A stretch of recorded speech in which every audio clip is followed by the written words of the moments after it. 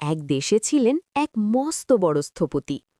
তার নকশা করা প্রতিটি ভবন হতো দেখার মতো।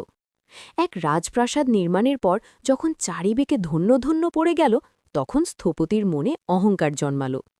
তিনি ভাবতে শুরু করলেন, আমি না থাকলে এই বিশাল সৃষ্টি কখনোই সম্ভব হতো না। আমি এই প্রাসাদের একমাত্র কর্তা। একদিন প্রাসাদ প্রাঙ্গণে তিনি এক বৃদ্ধ মালিকে গাছ লাগাতে দেখলেন। স্থপতি অবজ্ঞার সুরে বললেন, দেখুন মালিমশাই, মানুষ যদি বুদ্ধিমান আর পরিশ্রমী হয় তবে আমার মতো এমন অমর সৃষ্টি গড়তে পারে। আপনি কেবল মাটি খুঁড়ছেন, আপনার কোনো কৃতিত্ব কেউ মনে রাখবে না। বৃদ্ধ মালি মৃদু হেসে বললেন, কর্তা, আমরা তো কেবল নিমিত্ত মাত্র, যা করার প্রকৃতিই করেন। স্থপতি হো হো করে হেসে সেখান থেকে চলে গেলেন। কিছুদিন পর রাজ্যে এক ভয়াবহ ভূমিকম্প হল। স্থপতির গর্বের সেই প্রাসাদে বড় বড় ফাটন ধরল, খসে পড়ল দামি কারুকাজ। অন্যদিকে মালির লাগানো চারাগাছগুলো সেই কম্পনে আরও গভীরভাবে মাটিতে শিকড় বসিয়ে দিল এবং কয়েক মাসের ব্যবধানে ফুলে ফলে ভরে উঠল।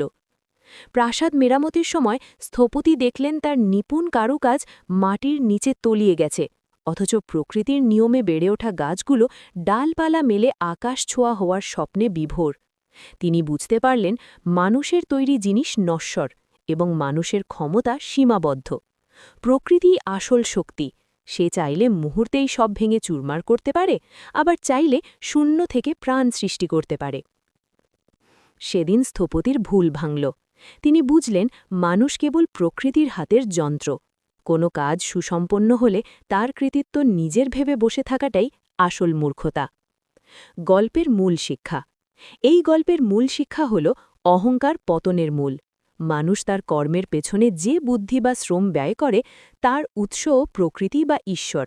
আমরা কেবল আমাদের দায়িত্ব পালন করি মাত্র, কিন্তু কাজের চূড়ান্ত ফলাফল এবং স্থায়িত্ব প্রকৃতির নিয়মেই নির্ধারিত হয়।